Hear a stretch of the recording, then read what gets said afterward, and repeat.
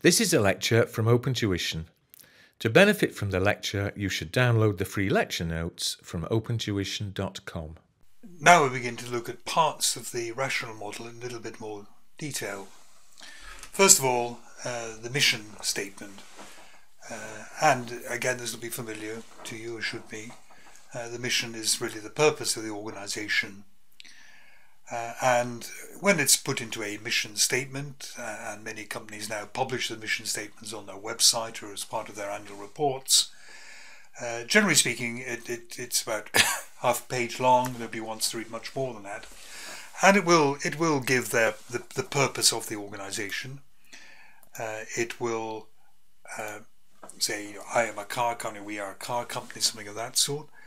It will say usually something about its position, its kind of market position, whether it's a kind of executive car company, very, very high quality, or whether it's a more, everyday car company, so to speak. So people, when looking at this mission statement, have some idea of where the products are pitched, really.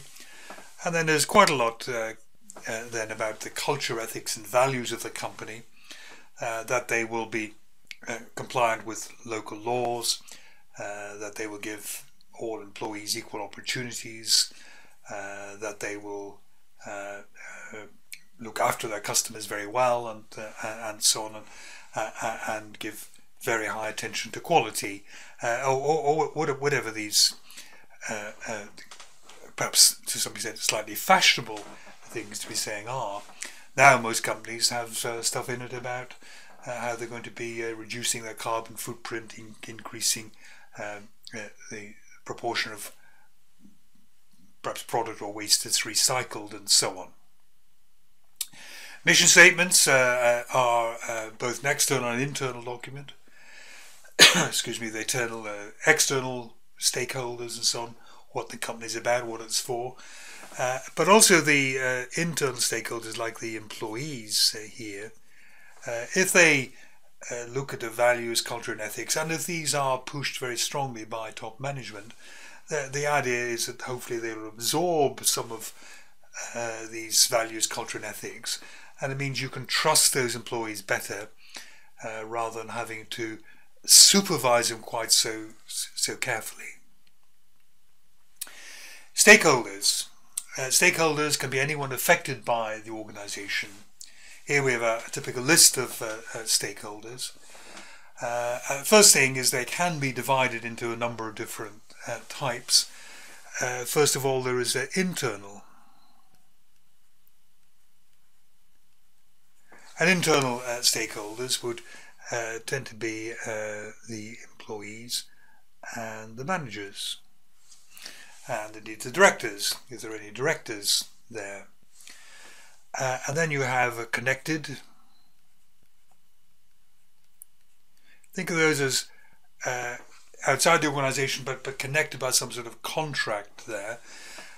And really the suppliers and the customers will be regarded as connected. So indeed with the lenders, the bank loans will have some sort of contract on it. And also usually the shareholders are regarded as being connected. Shareholders potentially could move around a little bit. If you were a major shareholder in a small company, you're probably much more hands-on, much more kind of internal-like. But if you're a relatively small shareholder in a big company, you have a kind of contractual relationship with the company in terms of your entitlement to vote and to get dividends and so on. But you're not actually internal to the company like in its day-to-day operations. And then you have external. External will be the local people living in a factory and so on. The government would also be external stakeholders as well. And probably if you want to put in there, you could also put in competitors.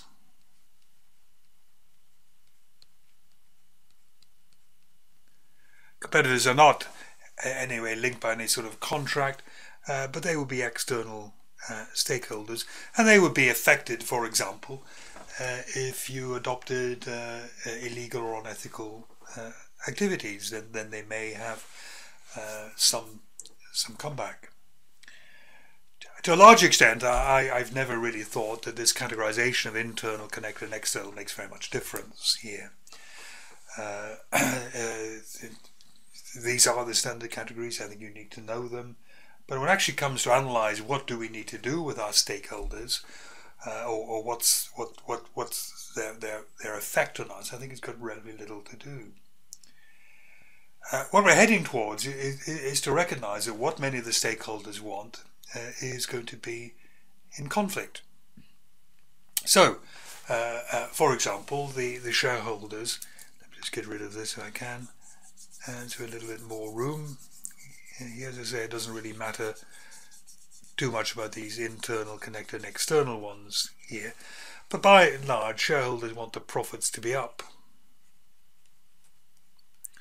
but employees want their wages up. And there is obviously a kind of conflict there. The higher the wages, the lower the profits. Maybe what the customers want is kind of 24 hours, 7 days a week type of access, some sort of phone access, or maybe even the supermarket being open like that. But the employees maybe want more kind of, 8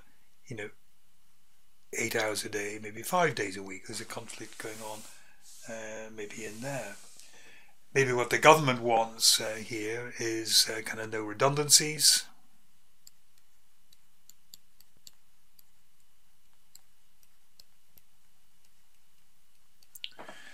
But maybe what the shareholders want is again the profits up, and maybe what has to happen is that if sales fall away and you're making losses and so on, then maybe you have to balance this idea.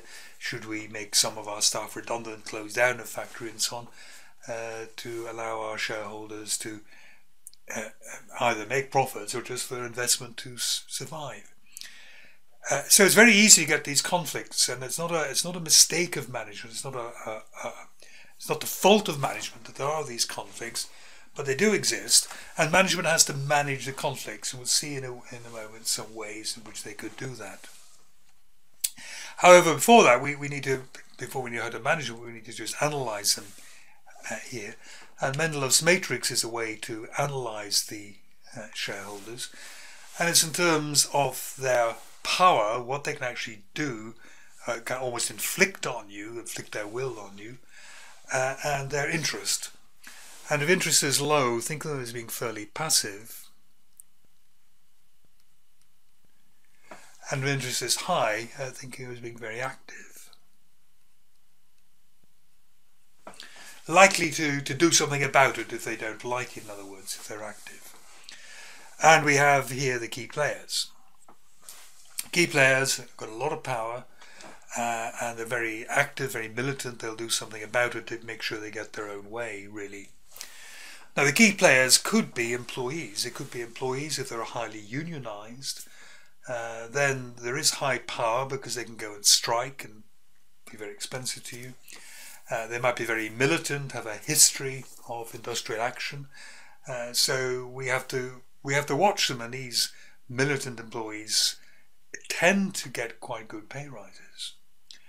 Now, they were internal stakeholders, but that's not the same as saying they're key players, because quite obviously the government has got almost ultimate power, and in some organisations the government might take a keen interest in what you're doing. So if you were to think of, let's say, health and safety, that aspect of what an organisation is doing, the government has got a lot of power. It sends in inspectors, it can close you down, it can fine you and so on there. And they can be very active in making sure that the health and safety of the workforce is there. And they are key players. You must make sure, in the UK anyway, you must make sure that your employees are kept safe. And for this, the government is a key player. Keep satisfied. Keep satisfied. They have a lot of power, but they're fairly passive. They grumble a bit, but they're not going to do much about it there. Maybe these people have just got a history of being fairly passive, but maybe it's kind of professional or ethical standards to say, well, I won't go on strike, I won't do this. You keep them satisfied, you give them just enough to kind of keep them on side, so to speak. If you're too tough with them, then what you could do is to provoke them to becoming key players. You know, we have a saying in the UK, every worm turns. So even people who are naturally fairly laid back, fairly passive, if you provoke them hard enough, they will eventually rebel and take action of some sort. It could be a strike, it could be just leaving, that's a form of action. It could be not working as efficiently. It could be maybe a customer changing to another suppliers. To some extent in the UK, bank customers were becoming into Keep Satisfied. They do have a lot of power, at least individually you do. You don't have to keep going to your bank if you don't like it. But in the UK, bank customers historically been fairly passive. They've been very reluctant to move bank, too much bother kind of thing. But if the bank is too tough on them, too bad, too inefficient and so on, too nasty to them perhaps, and maybe the charges are too high, then you will provoke them to take action and they will change bank. The Keep Informed lot here, they are very interested, they are potentially very militant, but unfortunately they don't have the power to do very much about it. These people tend to be quite kind of noisy, quite kind of pressure groupy in some ways. You keep them informed. First of all, it's polite to do so. You need to have maybe some dialogue going on there, maybe to try to get them to maybe tone down the rhetoric, if that's what it is. But also, if you keep people informed, you may be able to tell them that what they fear is not as bad, or what's going to happen is not as bad as what they feared. Because rumours fly around the place, really, and the bad news seems to get built up. And finally, we have the minimal effort here. A group of people with low power and very kind of passive, not very interested. They hardly get a look in when you come to be managing your stakeholders. They come last in the queue really for any kind of handout, any kind of pay rise and so on. What sort of stakeholders might they be? There might be low-skilled employees on a kind of casual basis. So they're very little power because they have low skills. High-skilled employees tend to have power because they're harder to recruit, more expensive to train. So low-skilled employees, and maybe they're not looking for, and they've never had really much of a permanent job. They're quite happy to kind of work for 2 weeks there, not work for a week, then work for 2 weeks somewhere else and so on there. They're not going to take huge efforts, if you like, to become militant. So you have to watch your key players very carefully. They will get most of what they want, but of course if you've got several key players, then you've got a very tricky kind of balancing act to be carrying out.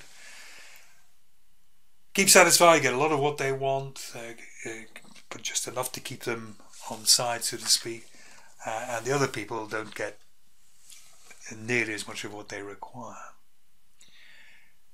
Now that was all kind of revision of E2, but just to extend it a little bit, how do we resolve the conflict that may arise between the stakeholders?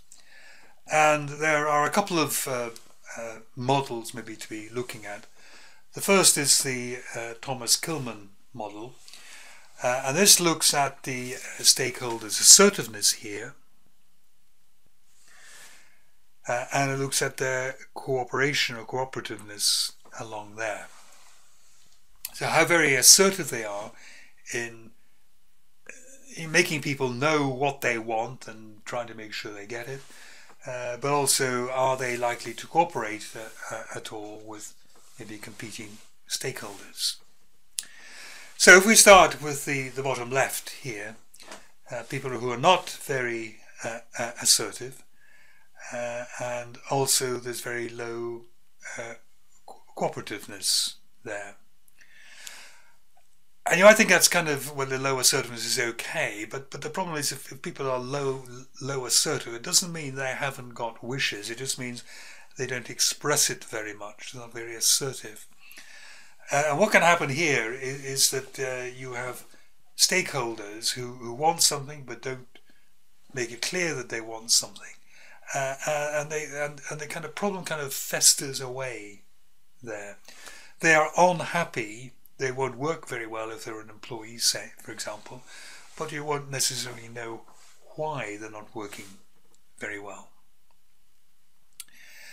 Also, there's not much cooperation going on.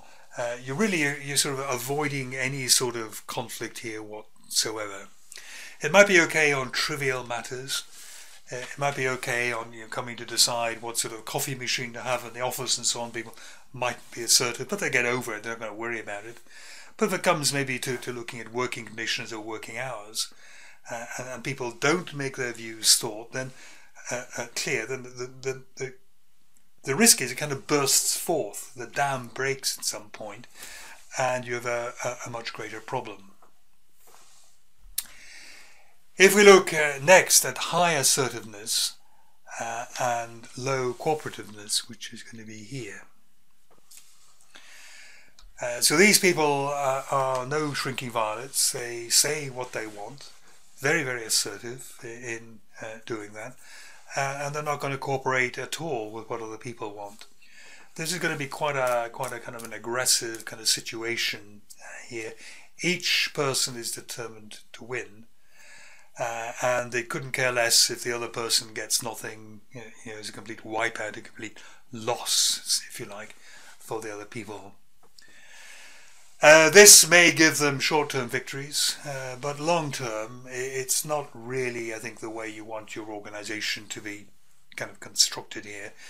You don't want, everyone being really, really assertive, one person winning, and then the rest of them all kind of feeling resentful that they didn't get anything they wanted. So that's not a great kind of result. If we try low assertiveness and high cooperativeness here, then we have accommodating. This means that one party gives way relatively easily. The conflict does end, but the solution might not be a good one, because the person who gives way might actually have a very valid point, but they don't kind of stand up for it, they don't argue it. Peace breaks out, but it isn't maybe the best peace that would be possible. Maybe they just kind of surrender too quickly without their very, very good points being taken into account and being acted on. So too much cooperativeness can actually be not actually great. If we go up to high and high here, where you have collaboration here, there is high assertiveness. Everybody knows what they want. Everybody states plainly what they want. But they also see, in a way, the other person's problems, I suppose, and they're willing to be a bit cooperative. What they're looking for here really is win-win. They're looking for really quite creative, maybe slightly unusual solutions to this problem, and it comes out in a very kind of successful collaboration. All the problems have been aired, all the issues have been aired, everyone understands what the problems are, and they have got to a solution that everyone's kind of happy with.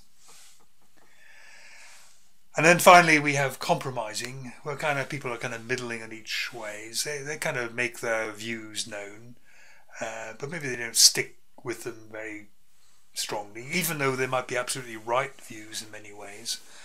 And also they do a certain amount of cooperativeness. Again, peace will break out okay in here, but again there's a feeling of kind of muddling through a little bit. Maybe we haven't tried hard enough to get up here. We'll survive here, but it would be far better really if we get up here, where everyone states plainly what they want, rather than be kind of a little bit half-hearted about it. The second model for conflict resolution is that of Cyert and March, who identified 4 quite easy to understand methods of approaching this. And the first is known as satisficing. Think of everyone thinks it's slightly satisfactory, really.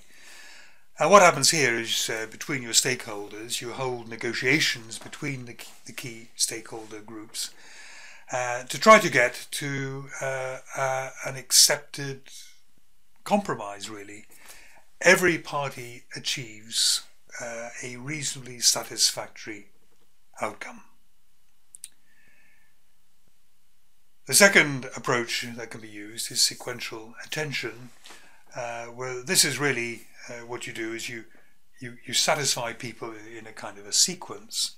So it's your turn this year, it's somebody else's turn next year. So maybe this year what we do is we say to the people in research and development, yes, you can have your new analytical machinery, and you say to everybody else, we can't afford any more capital expenditure this year, but we say to people in IT, well, you'll get your new network the year after, and we say maybe to people in the warehouse, you'll get your new, robots or whatever it is the third year, and so on. So you give kind of sequential attention. Side payments. Side payments are essentially where you buy off stakeholders who don't get what they want. So, for example, if you had a company that wanted to maybe extend its factory, was going to extend its factory into what we call green belt, green fields, if you like, and these green fields, the local people thought this was going to, block their view and impinge on their enjoyment of life and so on there. What you might do as this factory owner said, right, if you let me extend into this site, then what I'll do is I will build a sports centre or a swimming pool or a new school or something for the community. So basically it's a form of bribery, really. Obviously not illegal bribery, but you buy off. And then sometimes there simply is going to be the exercise of power that the, let's say the directors say to the employees, right, I know you're not happy. I know you're not happy with these new working arrangements with different shift rotas and so on there. But there's really no other way in which the company is going to survive. And it's going to happen starting next month. You make it plain maybe to people, again, through the exercise of power, maybe threatening people's promotion or their wage packet and so on. If you don't do this, then it is going to hurt. And therefore the solution is going to be imposed upon people